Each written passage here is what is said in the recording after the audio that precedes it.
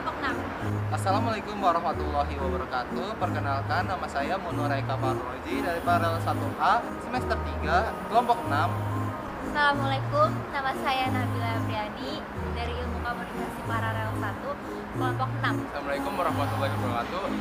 Nama saya Muhammad Damar Harjo dari kelompok 6 kelas Paralel 1. Assalamualaikum warahmatullahi wabarakatuh. Nama saya Devina Septiani dari Ilmu Paralel A dari kelompok 6. Perubahan masyarakat dalam berbelanja di masa pandemi COVID-19.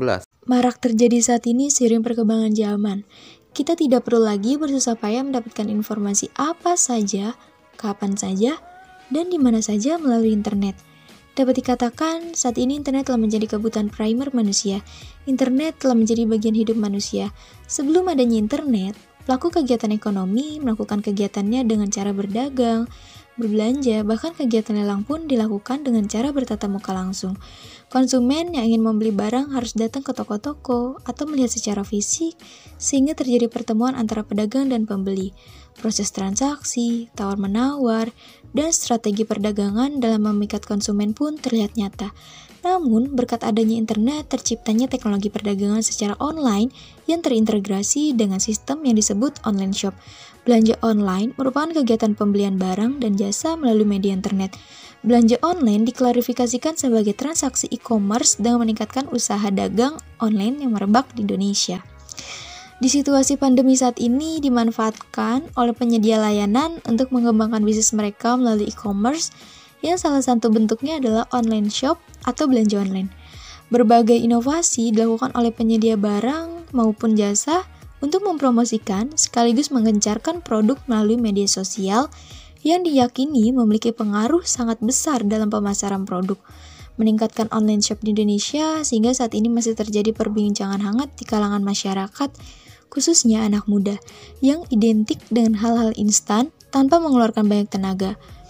Namun, di balik kemudahan dan kecepatan belanja online, terdapat dampak positif dan negatif yang dirasakan oleh pengguna. Sesi pertanyaan, lebih enak belanja online atau offline di masa pandemi? Sekarang kan lagi di masa pandemi COVID-19 nih.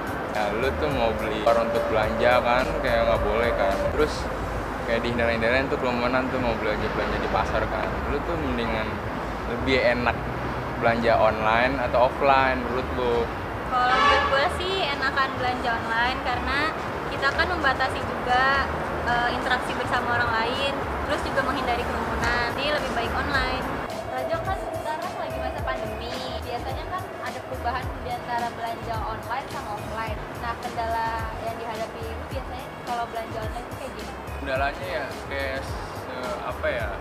Pertama ya, kendala menurut gua tuh pertama kalau misalkan gue lagi nggak mood buat bayar ya paling nanti-nantian, kendala malas juga sebenarnya. Terus kalau kadang barang juga ada yang cacat, kalau mau dibalikin kan malas juga, ribet segala macam. Terus mahal juga buat gua yang mahasiswa kan, karena kan gini kan banyak orang yang kerja kayak di PT, banyak ini PHK yang dikeluarin, jajan juga kurang, kadang kiriman juga kadang melet banget, kadang estimasinya kadang kurang. Nabila, menurut Anda lebih baik membeli barang di toko offline atau di toko online? Menurut gua lebih baik di toko online, soalnya lebih mudah gitu, apalagi kalau pakai Shopee Pay gitu kan. Terus tapi sama aja di online sama offline juga, bedanya di sistem pembayarannya aja. Terus juga kalau di online kadang terkendala sama jaringan gitu, kalau misalnya mau check out tiba-tiba nggak ke check out gitu gara-gara jaringannya nggak ada gitu. Tapi kalau di offline kan nggak, lebih gampang pakai cash. Perubahan apa aja sih yang selama lu belanja dalam masa pandemi ini, perubahan belanja offline sama online?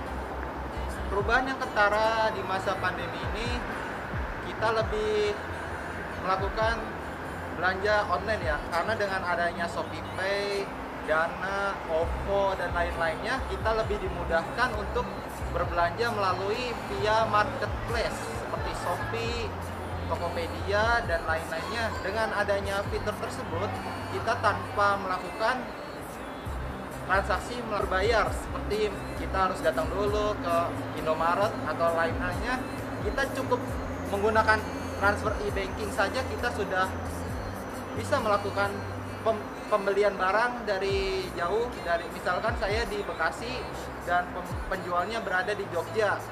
Saya tidak perlu ke Jogja dahulu seperti saya beli bakpia, gudeg dan lain-lainnya. Saya tinggal pencet saja order dan memilih jasa pengiriman, dan kita lebih dimudahkan lagi adanya jasa gratis ongkir, jadinya biaya itu terbantu dan terpotong, jadinya lebih enak belanja melalui media marketplace. Faiz, menurut lu di dalam masa pandemi ini enakan belanja online atau offline? Kalau bisa dipilih sih ya, kalau selagi misalkan lokasi penjualan yang menjual sesuatu atau nggak barang yang dijual gitu, lebih baik offline ya. Karena selain kita bisa lihat langsung gitu barangnya kan, bisa dicoba dulu atau nggak dicek-cek dulu lah. Tapi kalau misalkan lokasinya jauh ataupun itu, kita lebih baik online sih. Online juga murah, tapi jangan tergiur dengan harga yang murah ya. Devina, menurut lu lebih baik membeli barang di toko offline atau di online? Mending di toko offline. Soalnya kalau misalkan di online kan kadang ada yang nggak sesuai sama di gambar tuh. Walaupun kita nggak ada usaha buat kayak pergi ke tokonya, tapi kalau dari saya lebih memilih kita ke toko offline, tapi kita udah ngelihat detail barangnya itu kayak gimana, kayak gitu sih. Sesi pertanyaan terhadap jasa pengiriman dan pedagang online. Zaki, menurut lu ada gak sih dampak negatif atau positif dalam pengiriman di masa pandemi ini?